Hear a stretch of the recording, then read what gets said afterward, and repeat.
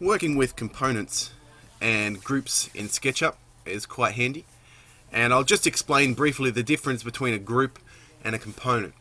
A group is fairly simple to explain. It's just a bunch of your geometry that has been grouped together so that when you click on it, instead of selecting the face, in this case, it will select the entire group. So if I group this object, right click group, if I then click on it, I can't just select that.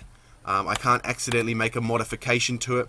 And if I happen to draw another shape inside it, oops, and pull this shape up, instead of becoming part of this shape's geometry, it's a separate shape by itself. So I can still move this shape away, and that shape is unchanged. Now that means that when you're working with groups, if you have made an object a group and you want to edit it, you can't just go and draw this on top of it and then pull it up, because this is not part of that model. You'll see as I move it away, it's not part of it. It's a separate shape on top, which may be okay in some circumstances, but sometimes if you want to edit that group, you will need to double click it. And you'll know you're in group edit mode because a big bounding box will go around the outside of the group that you're editing. Now if I draw something on here, pull it out, you'll see that bounding box changes, exit the group, and now the grouped object has changed. So that's a group, and for the most part components work in the same way. So I'm going to make this a component instead. When you make a component, however, it is going to ask you to name that component. So I'm going to call it a thingamy for now, and I don't need to worry about all this other stuff here. In fact, you don't want to, oops, I don't want to do that. You don't want to change any of these things down here, especially always face camera. That's not useful at all. It means that your shape will always rotate to face the camera, which is kind of pointless in 3D, unless it's a flat image like a flat tree or a flat sprite. So we don't want to tick that. You do want to tick this down here though, replace selection with component. And so now I've got a component. Now like I said, for the most part it works the same as a group. If I edit this component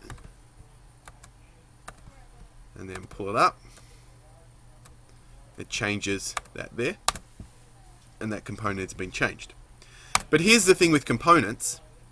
If I want to make a copy of this, and the way I just made that copy was by clicking the move tool and clicking control, you'll see that as I click the move tool and then I push control, a little plus button appears next to my move tool and it makes a copy of it. If I edit a component, what's going to happen is all of those components are going to receive the same modification to them. Okay, so as you can see, I'm editing all of these. The other components are changing. If I apply a texture to one of these, it applies to all of them. Now the reason these textures are really hideous is because we're working in such a small scale, and those textures haven't been designed for a very small scale like what we're working with. So when I exit out, all of them have been changed. Now say I want to modify one of these components, but only one of them. I want to make a slight variation in one. So I want to make this thingamy over here look like it's a bit more damaged. I can right click on it and make it a unique component. This essentially just turns it into its own little group.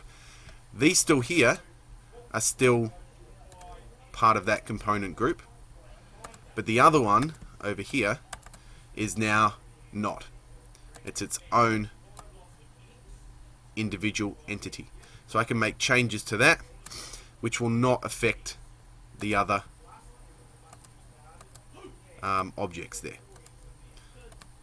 So I can do something like this. I can erase this corner and then draw that edge back on there.